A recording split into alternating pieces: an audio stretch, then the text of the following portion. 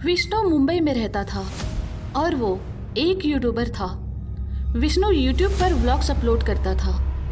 एक दिन विष्णु को विलेज व्लॉग करने का बहुत मन हो गया, इसलिए वो कुछ दिनों के लिए कोकण के एक गांव में चला गया। वो गांव विष्णु के लिए नया था और वहाँ के लोग भी उसके लिए नए थे, इसलिए उसने उस गांव के मुखिया जी से बात करके खुद के लिए कुछ दिन रहने का व्यवस्था कर लिया। मुखिया जी ने रहने के लिए उसे अपना एक घर दे दिया। वो घर बहुत अच्छा था, लेकिन मुखिया जी ने विष्णु को रात होने के बाद उस घर के कुएं के आसपास भी भटकने से मना कर दिया।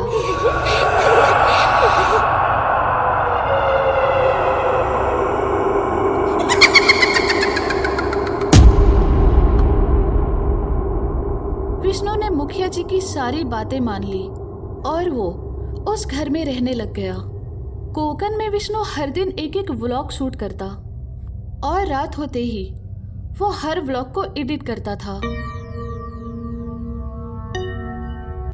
एक रात हमेशा की तरह विष्णु अपने वीडियो की एडिटिंग कर ही रहा था कि तभी अचानक उसे घर के बाहर से किसी औरत के रोने की आवाजें आने लग गई। वो आवाज सुनकर विष्णु अपने घर से बाहर आ गया। उसके बाद जब उसने ठीक से सुना तो वो आवाज उसी कुएं के अंदर से आ रही थी, जिस कुएं के आसपास विष्णु को मुखिया जी ने रात होते ही जाने से मना कर दिया था। लेकिन कुएं के अंदर से आने वाली एक औरत के रोने की आवाज सुनकर विष्णु को दाल में कुछ काला सा लग रहा था, इसलिए वो उस कुएं के पास चला गया। कुछ देर बाद विष्णु उस कुएं के अंदर झांकने लगा। अभी थोड़ी सी देर हो चुकी थी, लेकिन तभी अचानक विष्णु को पीछे से किसी ने धक्का दे दिया और फिर वो उस कुएं के अंदर गिर गया। पानी में गिरने के बाद विष्णु के कानों में एक औरत की डरावनी आवाजें गूंजने लग गई। अब तुम मरोगे, ये मौत का कुआं है। अब तुम मरोगे, ये मौत का कुआं है।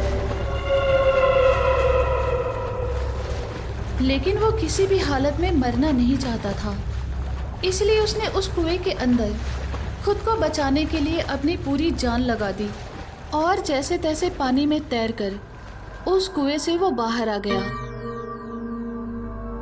उसके बाद विष्णु ने सुना तो उसी कुएं से एक औरत के हंसने की आवाजें आने लग गई। ये सुनकर विष्णु जल्दी से अपने घर के अंदर भाग गया।